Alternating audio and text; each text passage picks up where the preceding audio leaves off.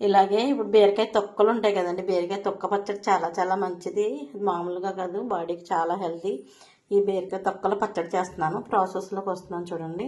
కావాల్సిన పదార్థాలు చూపెడతాను. బీరకాయ తొక్కలు, పచ్చిమిరపకాయలు నాట్లు పెట్టుకోవాలి.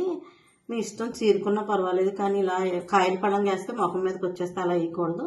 కాయని ఇరిచేసి వేసుకోవాలి. టమాటాలు,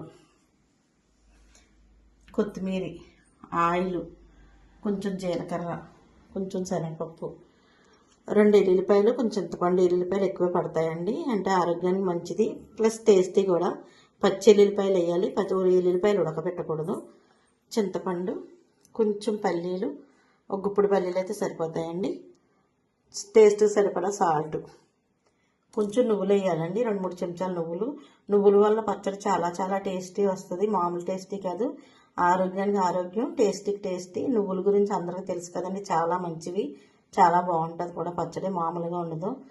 పచ్చడితోటి అన్నం అంతా తినేసి అంత టేస్టీగా ఉంటుంది. కొంచెం ధనియాలండి, కొంచెం ఆవాలు, చాలా చాలా బాగుంటుంది. ప్రాసెస్లోకి వచ్చేస్తున్నాను, ప్రాసెస్ చేస్తాను. కుండలో ఈ పచ్చడి చేస్తే అసలు చాలా చాలా సూపర్ ఉంటుంది. ఇదిగోండి, కొంచెం పల్లీలు, బీరకాయ ఉండగానే పచ్చిమిరపకాయ ముక్కలు వేయాలండి, తర్వాత టమాటా ముక్కలు వేయాలి, తర్వాత ఆయిల్ వేయాలండి. ఇంతపండు అందులో వేసేసిన తర్వాత అలా వదిలేయాలి. 10-15 నిమిషాలు సిమ్లో పెట్టేసి మూత పెట్టేయాలండి. చూడండి, అలా మగ్గిపోయి, అలా మగ్గినాయి కదా. ఇప్పుడు రుచి సరిపడా సాల్ట్, కొంచెం నువ్వులండి 2 స్పూన్లు, కొంచెం శనగపప్పు, కొంచెం ఆవాలు, కొంచెం ధనియాలు, కొంచెం జీలకర్ర, కొంచెం నెయ్యి వేయాలి. నెయ్యి కోసం ఇందాక చూపించండి, చెప్పలేదేంటి అనుకుంటున్నారా. నెయ్యి లాస్ట్లో కొంచెం ఇవన్నీ వేగుతున్నప్పుడు 1 స్పూన్ నెయ్యి వేయాలండి, అప్పుడు టేస్ట్ మరింత పెరుగుద్ది. అలా కొంచెం నెయ్యి అలా వేయాలి. అలా నెయ్యి వేసేసిన తర్వాత 15 నిమిషాలు మూత పెట్టేసేయాలి. చక్కగా బీరకాయ, అన్ని పోపు సరుకులు, బీరకాయ, పచ్చిమిరపకాయ, అన్ని టమాటాలు అన్నీ చక్కగా మగ్గిపోయి ఇది ఇలా ఉంచేయాలి.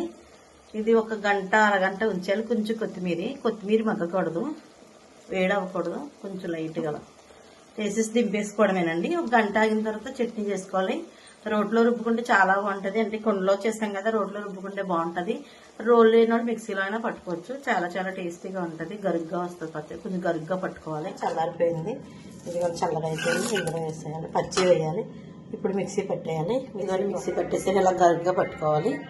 ఇప్పుడు దీన్ని తిందాం రండి, అందరూ రండి సరదాగా, చాలా బాగుంటుంది. చట్నీలు, ఇడ్లీలు వేసుకుందాము, ఇడ్లీలు వేసుకుంటే సూపర్ ఉంటుంది. అలాంటి రైస్లో కూడా చాలా బాగుంటుంది.